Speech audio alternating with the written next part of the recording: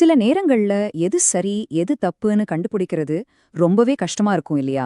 இன்னைக்கு நாம ஒரு சின்ன கதை வழியா உண்மையை எப்படி கண்டுபிடிக்கிறதுங்கிற ஒரு முக்கியமான விஷயத்த தெரிஞ்சுக்க போறோம். வாங்க அந்த கதைக்குள்ள போகலாம். இந்த பழைமையான வரிகள்ல ஒரு ஆழமான அர்த்தம் இருக்கு. அதாவது, ஒரு பக்கம் மட்டும் சாயாம எல்லாத்தையும் நல்லா யோசிச்சு எல்லார்கிட்டயும் உண்மைய ஆராய்ந்து செயல்படுறது தான் நியாயம்னு சொல்லுது. இது நம்ம எல்லாருக்குமே வர்ற ஒரு கேள்விதான் இல்லையா? ரெண்டு பேர் சண்டை போடும்போது யார் சொல்றது உண்மைன்னு எப்படி தெரிஞ்சுக்கிறது? இந்த கேள்விக்கான பதில ஒரு சின்ன கதை மூலமா நாம இப்ப பார்க்கலாம். இந்த கதையோட ஹீரோஸ் மாயா அப்புறம் ரோஹன். ரெண்டு பேருமே அவங்க பாட்டியோட ஒரு பழைய ரேடியோவை ரொம்ப விரும்புவாங்க. அந்த ரேடியோல இருந்து வர்ற பாட்டு அவங்க வீட்டையே ஒரு மாதிரி சந்தோஷமா வச்சிருக்கும். அது அவங்களுக்கு வெறும் ஒரு பொருள் கிடையாது, அவங்க சந்தோஷத்துல ஒரு முக்கியமான பங்கு அதுக்கு இருந்துச்சு. ஆனா ஒரு நாள் அந்த சந்தோஷம் திடீர்னு நின்னு போச்சு. அந்த சத்தம் கேட்டதும் வீடு முழுசா அமைதியாயிடுச்சு. அவங்க ஆசையா வச்சிருந்த அந்த ரேடியோ அது கீழே விழுந்து உடைஞ்சு போயிருந்தது. அவ்வளவுதான், பிரச்சனை ஆரம்பிச்சிடுச்சு. ரோஹன் சொன்னா மாயாதான் காரணம்னு, மாயாவோ இல்ல ரோஹன் தான் காரணம்னு சொன்னா. ரெண்டு பேருமே கோவமா அழுதுகிட்டே ஒருத்தர் மேல ஒருத்தர் பழி போட்டாங்க. இப்ப சொல்லுங்க, யாரு சொல்றத நம்புறது? அந்த நேரத்துல அவங்க அம்மா உள்ள வந்தாங்க.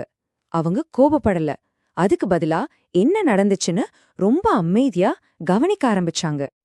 அவங்க நினைச்சிருந்தா மாயா பொண்ணுங்கறதால அவளை நம்பி இருக்கலாம், இல்ல ரோகன் சின்ன பையன் அவனை நம்பி இருக்கலாம். ஆனா அவங்க அப்படி செய்யல. ஏன்னா சுலபமா இருக்கிற வழி எப்பவுமே சரியான வழியா இருக்காது இல்லையா? இதுதான் அந்த அம்மா முன்னாடி இருந்த ஒரு பெரிய கேள்வி. அவங்க உணர்ச்சிகளுக்கு இடம் கொடுக்காம உண்மைய மட்டும் தேட ஆரம்பிச்சாங்க. அவங்க அம்மா அந்த ரூம சுத்தி பார்த்தப்போ ரெண்டு முக்கியமான விஷயங்களை கவனிச்சாங்க. ஒன்னு, ரோஹனோட காலுக்கு பக்கத்துல கம்பளம் சுருண்டு கிடந்துச்சு.